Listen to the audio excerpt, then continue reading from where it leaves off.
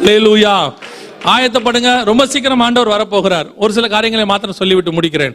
இந்த வருகையில போகணும். 2 நாளா கேட்டுக்கிட்டே இருக்கிறோம், வருகை வருது வருதுன்னு. இந்த வருகையில போகணும், நான் என்ன செய்யணும்? முதலாவதாக இயேசு கிறிஸ்துவின் ரத்தத்தினாலே பாவ மன்னிப்பின் நிச்சயத்தை பெற்றிருக்கணும். இயேசு என் பாவத்தை மன்னிச்சாருங்க நிச்சயம் இருக்கணும். நிறைய பேர் என்ன நினைக்கிறாங்கன்னா, நான்லாம் கிறிஸ்தவ குடும்பத்தில் பிறந்தவன், தலைமுறையா கிறிஸ்டின், 3 தலைமுறை கிறிஸ்டின், 4 தலைமுறை கிறிஸ்டின், நீங்க 30 தலைமுறை கிறிஸ்டினா கூட இருங்க, பிறக்கும் போது பாவத்தில் பிறந்தீங்கன்னு பைபிள் சொல்லுது. என் தாய் என்னை பாவத்தில் கர்ப்பம் தரித்தாள். பிறந்த அத்தனை பேருக்கும் என்ன தேவை? ரட்சிப்பு தேவை. ரட்சிப்புனா என்ன? பேரை மாத்துறதோ ஊரை மாத்துறதெல்லாம் கிடையாது. ரட்சிப்புனா என்ன? இருதயத்தில் விசுவாசித்து வாயில் அறிக்கை பண்ணி, இயேசுவை என் உள்ளத்தில் வாரும், என் பாவத்தை மன்னியும், உம்முடைய பிள்ளையாய் என ஏற்றுக்கொள்ளும். நீங்கள் ஒப்பு கொடுக்கும் போது கர்த்தர் உங்கள் பாவங்களை மன்னிப்பார். கர்த்தர் பாவத்தை மன்னிச்சாருங்கிறதுக்கு என்ன நிச்சயம்? உங்களுக்குள்ளே ஒரு ரட்சிப்பின் சந்தோஷம் ஒன்று வரும்.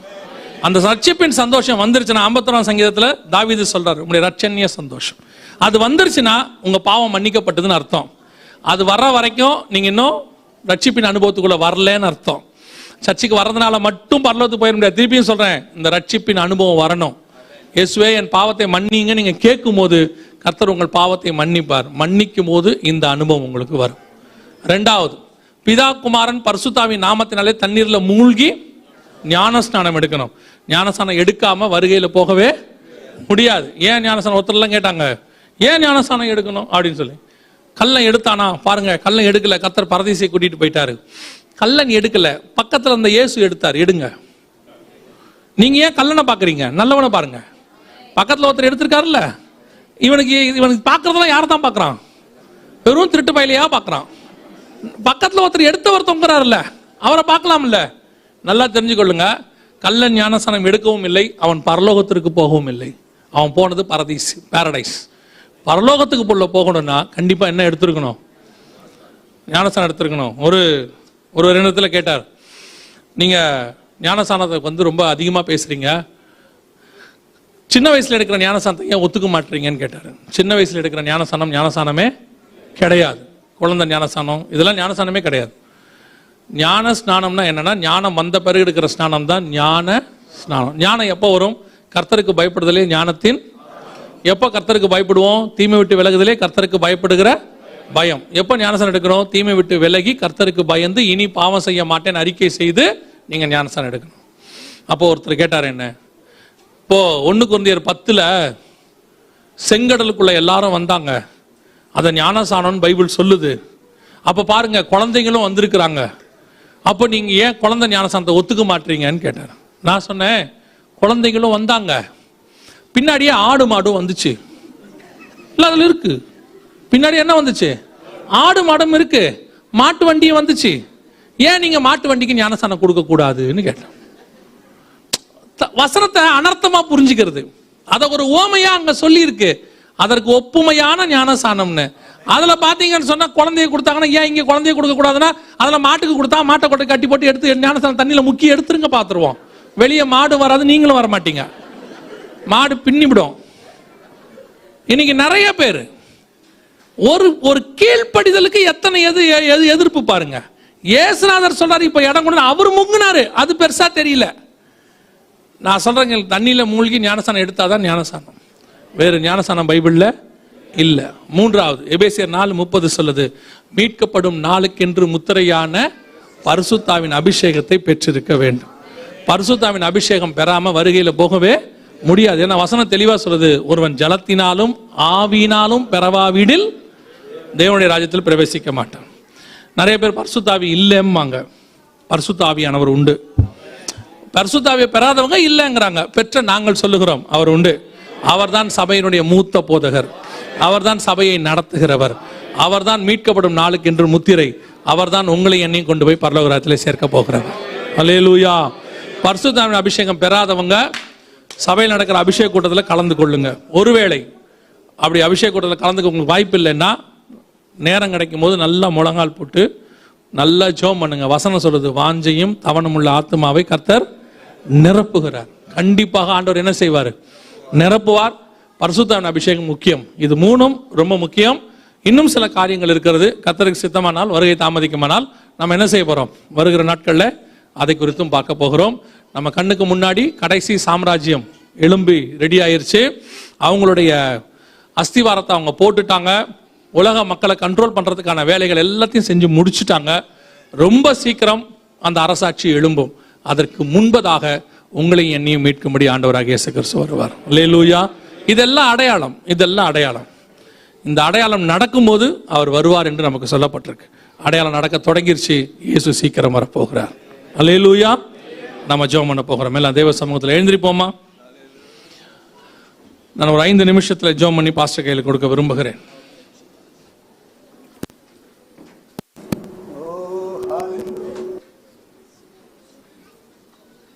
எல்லாம் கண்களை மூடுவோம். வேதம் சொல்கிறது, நம்மை நாமே நிதானித்து அறிந்தோமானால் நாம் நியாயம் தீர்க்கப்படும்.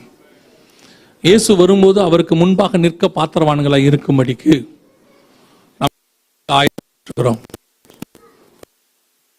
ஆராய்ந்து பார்க்கிறதான ஒரு நேரம் இது. வேற எதை பத்தியும் இப்ப நீங்க யோசிக்க வேண்டாம். இந்த ஒரு 5 நிமிஷம் இதான் இந்த கூட்டத்தினுடைய மிக முக்கியமான ஒரு 5 நிமிஷம். இயேசு மத்திய ஆகாயத்தில் தோன்றும் போது, அவருடைய சத்தம் கேட்கும் போது, கிறிஸ்துவுக்குள் முதலாவது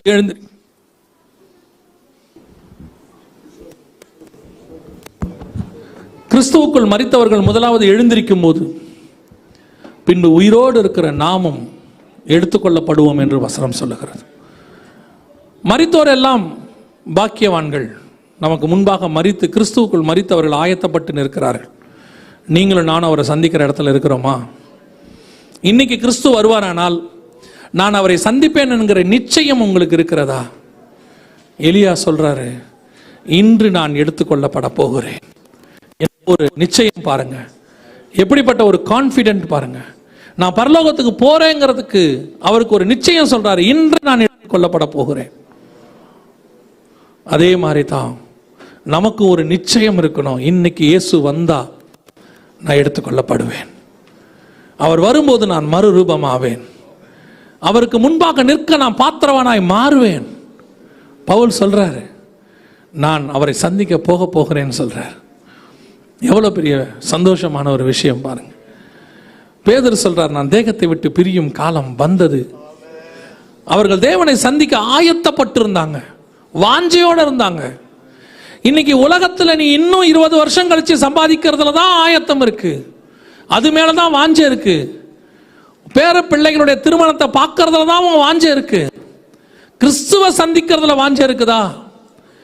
இன்னும் ப்ரமோஷன் வாங்கணும், இன்னும் சம்பாதிக்கணும், இன்னும் பெரிய வீடு கட்டணும், இன்னும் பெரிய கார் வாங்கணும், இன்னும் பூமியை பத்தின எண்ணமே ஓடிக்கிட்டு இருக்குது. கர்த்தர் இந்த அளவு உங்களை ஆசீர்வதிச்சு வச்சிருக்கிறாரு. எத்தனையோ பேருக்கு கிடைக்காத ஸ்லாக்கியத்தை கர்த்தர் உங்களுக்கு கொடுத்திருக்கிறாரு. ஒன்று தெரிஞ்சுக்கோங்க, 3 வேளை நாம் சந்தோஷமா சாப்பிட்றோம்னாலே உலகத்தில் இன்னைக்கு பாதி பேருக்கு அந்த வாய்ப்பு இல்லை. கர்த்தர் உங்களை என்னையும் 3 வேளை சந்தோஷமா சாப்பிட வச்சிருக்கிறாரு. அதுவே பெரிய ஆசீர்வாதம். இன்னைக்கு எத்தனையோ பேருக்கு அந்த வாய்ப்பு இல்லை. அகதியா ஓடிக்கிட்டு இருக்காங்க, கூடாரங்கள்ல குடி இருந்துகிட்டு இருக்கிறாங்க, யுத்தத்துக்கு மத்தியில் உயிரை பிடிச்சுக்கிட்டு ஓடிக்கிட்டு இருக்கிறாங்க, பசியும் பஞ்சத்தோடு கூட இருக்கிறாங்க. உன்னை என்னையும் கர்த்தர் திருப்தியா போஷிக்கிறாரே. போதும் என்ற மனதுடன் கூடிய தெய்வ பக்தியை மிகுந்த ஆயம். இன்னும் 100 வருஷம் 50 வருஷம் 30 வருஷம் கழிச்சு நடக்க போற விஷயத்துக்கு கவலைப்பட்டுக்கிட்டு எவ்வளவு கேட்டாலும் கேட்கிற வரைக்கும் இருக்கிறதான அந்த உணர்வு கேட்ட பிறகு போயிடுது. திருப்பி பழையபடி வெளியே போகும்போதே இன்னும் உலகத்தை குறித்ததான கவலை. நீங்க எத்தனை வருஷம் இங்க இருக்க போறீங்களோ அத்தனை வருஷம் உங்களுக்கு தேவையானதை பரலோகம் இப்பவே ரெடி பண்ணி தான் வச்சிருக்குது. உன்னை அழைத்தவர் உண்மை உள்ளவர். அவர் ஒரு நாளும் உன்னை கை விடவே மாட்டார். அவர் உன்னை கை விடவே மாட்டார்.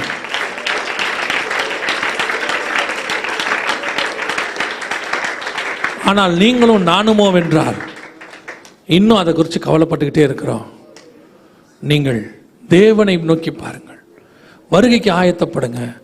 எப்போ வந்தாலும் நான் போகிறதுக்கு ரெடியாக இருக்கிறேங்கிற ஒரு நிலைக்குள்ள வாங்க. உங்கள் ஆவிக்குரிய நிலை அந்த இடத்துக்கு வரணும். உங்கள் ஆத்மா சொல்லும், மான்கள் நீரோடையை வாஞ்சிப்பது போல என் ஆத்மா உண்மை வாஞ்சிக்குது ஆண்டவரேங்கிற ஒரு இடத்துக்கு அது வரும். இல்லைன்னா சங்கீதக்காரன் சொல்கிறான், என் ஆத்மா மண்ணோடு ஒட்டி கொண்டிருக்கிறது. இதில் எந்த இடத்துல நீங்கள் இருக்கிறீங்கன்னு பாருங்க. கர்த்தர் இங்கே வச்சிருக்கிறத விட இன்னும் நான் அதிகமாக தேவனுக்குள்ளே வளரணும், இன்னும் அதிகமாக அவரோடு கூட நடக்கணும், இன்னும் அதிகமாக அவரோடு கூட பேசணும், வேதத்தின் மகத்துவங்களை ஆராய்ந்து பார்க்கணும், ஆழத்துக்குள்ளே நான் கடந்து போகணும், இன்னும் வசனத்தை இன்னும் அதிகமாக தியானிக்கணும். அப்படி ஒரு எண்ணம் இருக்க இருக்க உலக பிரகாரமான உன் ஆசீர்வாதத்தையும் பரலோகம் பார்த்துக்கொள்ளும். கர்த்தர் நீ தரித்திரமா இருக்கணும்னு விரும்பவே இல்லை. கர்த்தர் நீ ஏழையா இருக்கணும்னு நினைக்கவே இல்லை. எளிமையா இருக்கணும்னு தான் கர்த்தர் நினைச்சாரே ஒழிய நீ ஏழையா இருக்கணும்னு கர்த்தர் சொல்லல. உன்னை உருவாக்கின தேவனுக்கு உனக்கு என்ன தேவை என்பதை முன்பதாகவே அறிந்திருக்கிறார். உங்கள் தேவை என்ன என்பதை உங்கள் பரமபிதா முன்பதாகவே அறிந்திருக்கிறார். பொல்லாதவராகிய நீங்கள் உங்கள் பிள்ளைகளுக்கு நல்ல ஈவுகளை கொடுக்கும் போது பரமபிதா கொடுப்பது அதிக நிச்சயம் அல்லவா? ஒப்பு கொடுங்க ஆண்டவர்கிட்ட. ஆண்டவரே, நான் இனி உலகத்துக்கு பின்னால் ஓடினது போதும் ஆண்டவரே, இதுவரைக்கும் நான் கவலைப்பட்டது போதும் ஆண்டவரே, இதுவரைக்கும் நான் உலகத்தை குறித்து, எதிர்காலத்தை குறித்து, பிள்ளைகளுடைய வாழ்க்கையை குறித்து, பேரப்பிள்ளைகளுடைய வாழ்க்கையை குறித்து நான் கவலைப்பட்டது போதும் ஆண்டவரே. இனி நான் உம்மை சந்திக்கிறதுக்கு என்ன செய்யணும்னு யோசிக்க போகிறேன். ஒவ்வொரு நாளும் நான் அதை தியானிக்க போகிறேன். நான் தேவனோடு கூட சஞ்சரிக்க போகிறேன். அப்படி ஒரு தீர்மானம் எடுங்க. ஆண்டவர்கிட்ட ஒப்பு கொடுங்க. ஆண்டவர் நிச்சயமாகவே இந்த தீர்மானத்தை கனப்படுத்துவார். உன்னோடு கூட நடக்க ஆரம்பிப்பார். நீ அவருடைய சத்தத்தை கேட்க தொடங்குவாய். அதற்கு பிறகு இதெல்லாம் தானாய் வரும். அவரையே தந்தவர் மற்ற எல்லாவற்றையும் அருளாதிருப்பது எப்படி? வசனத்தை உறுதியாக பிடிங்க. கவலைப்படாதீங்க. சிலர் ஆசை வார்த்தைகளில் பிரசங்கம் பண்ணுவாங்க. நீ அதை கேளு இதை கேளுன்னு சொல்லி நீ எதையும் கேட்காத. நீ ஆண்டவரையே கேளு. ஆண்டவரை கேட்டுட்டா மிச்சம் எல்லாம் தானா அவரோடைய வந்துடும். நீ ஆண்டவரை மட்டும் கேளுங்க. ஆண்டவரே, எனக்கு நீங்கள் போதும், நீங்கள் போதும் ஏசப்பா, எனக்கு மற்ற ஏதும் வேணாம், நீங்கள் போதும். ஏசு வந்துட்டார்னா கூட எல்லாமே வந்துடும். ஒப்பு கொடுத்து ஜெபம் பண்ணுவோமா? நம்ம ஜெபிக்க போகிறோம். நான் ஒரே ஒரு கேள்வியை மாத்திரம் கேட்டு நான் ஜெபிக்க விரும்புகிறேன். கடைசி காலத்தில் கடைசி நிமிஷத்துக்குள்ளே நாம் வந்துட்டோம். கண்களுக்கு முன்பாக எல்லாம் நிறைவேற ஆரம்பிச்சிருச்சு. நான் இன்னும் தண்ணியில் மூழ்கி ஞானசானம் எடுக்கலை. சில காரணங்களால் தள்ளி போட்டுக்கிட்டே வந்துட்டேன். ஒருவேளை கொரோனானால, லாக்டவுனால் எடுக்காமல் விட்டுட்டேன். இன்னைக்கு கர்த்தர் என் கூட பேசி இருக்கிறாரு. நான் தண்ணியில் மூழ்கி ஞானசானம் எடுக்க நான் விரும்புகிறேன் அப்படின்னு ஒப்பு கொடுக்குறவங்க யாராவது இருந்தால் உங்கள் வலது கரத்தை உயர்த்துங்க. நான் உங்களுக்காக ஜெபிக்க போகிறேன். ஞானசானத்துக்கு ஒப்பு கொடுக்குறவங்க, இன்னும் தண்ணியில் மூழ்கி எடுக்காதவங்க, நான் எடுக்க போகிறேன்னு சொல்கிறவங்க மாத்திரம். மற்றவங்க எல்லாம் கண்ணை மூடுங்க. வேடிக்கை பார்க்காதீங்க. வேடிக்கை பார்க்கறதுக்கு சபைக்கு வந்தீங்க, எல்லா கண்களையும் மூடுங்க. எல்லாம் அவங்களுக்காக ஜெபம் பண்ணுங்க. யாராவது இருக்கிறீங்களா? நல்ல கரங்களை உயர்த்துங்க. மற்றவங்களை பற்றி கவலையே பட வேண்டாம். இது கர்த்தருக்கும் உங்களுக்கும் உள்ளது. இது உடன்படிக்கை. உங்கள் நிமித்தம் பரலோகம் சந்தோஷப்படும். கரங்களை உயர்த்தி இருக்கிறவங்க முடிஞ்ச பிறகு உங்கள் ஊழியக்காரரை வந்து பார்த்துட்டு போங்க. அவங்க உங்களுக்கு ஞானசானம் எடுக்கிறதுக்கு என்னென்னு உங்களுக்கு சொல்லுவாங்க. கரங்களை கீழே போடுவோம். நாம் ஜெபிக்க போகிறோம். இந்த வருகை வரும்போது நாங்கள் குடும்பமாக எடுத்துக்கொள்ளப்பட வேண்டும். எங்களுக்கு முன்பாக நடக்க போகிற அந்த சம்பவத்தை நாங்கள் தவற விட்டு விடவே கூடாது. அந்த நிமிஷத்தை, அந்த இமை பொழுதை நான் விட்டுறக்கூடாது. எடுத்துக்கொள்ளப்படுகிற கூட்டத்தில் நானும் என் குடும்பமும் இருக்க வேண்டும். அப்படி ஜெபிக்க விரும்புகிறவங்களாம் கரங்களை ஆண்டவருக்கு நேராக உயர்த்தி, ஆண்டவரே, இது வரும்போது நாங்கள் முழுவதுமாய் காணப்பட வேண்டும். ஆண்டவரே, ஒப்பு கொடுத்து ஜெபம் பண்ணுவோமா? எங்கள் சர்வ வல்லமை உள்ள தகப்பனே, இந்த அருமையான 2ஆம் நாளுக்காக உமக்கு நன்றி. மகிமையுள்ள கரத்தில் தாழ்த்துகிறோம். நீர் வரும்போது ஆண்டவரே, நாங்கள் எடுத்துக்கொள்ளப்படுகிறவர்களாக, அந்த மகிமையின் தருணத்தை தவறவிட்டு விடாதபடிக்கு மறுரூபம் ஆகிறவர்களாக, சந்திக்கிறவர்களாக காணப்படணும்ப்பா. கரங்களை உயர்த்தி ஜெபிக்கிற ஒவ்வொருத்தருக்காக நாங்கள் ஜெபிக்கிறோம். ஆண்டவரே தகப்பனே, எங்களுக்குள்ளே என்னென்ன குறைவுகள் காணப்பட்டாலும், பலவீனங்கள் காணப்பட்டாலும், பரலோகத்துக்குள்ளே நாங்கள் நுழைவதற்கு எது தடையாய் இருந்தாலும், இந்த நிமிஷத்தில் எங்கள் தேவனாகிய கர்த்தர் ஒரு விஷயமுடைய விலையேற பெற்ற ரத்தத்தினாலே கழுவி சுத்திகரித்து எங்களை ஆயத்தப்படுத்த வேண்டுமாய் நாங்கள் ஜெபிக்கிறோம். தாழ்த்தி ஒப்பு கொடுக்கிறோம்ப்பா. ஸ்நானத்துக்கு ஒப்பு கொடுத்த சகோதரனுக்காய் ஸ்தோத்திரம். கர்த்தர் அவரை ஆசீர்வதிப்பீராக. கிருபையுள்ள கரத்தில் தாழ்த்துகிறோம். உடைய வருகை தாமதிக்குமானால் நாளை தினத்து ஆராதனையில் சந்திக்க எங்களுக்கு கிருபை தாரும். எங்கள் ஆண்டவர் இயேசுவின் நாமத்தில் பிதாவே.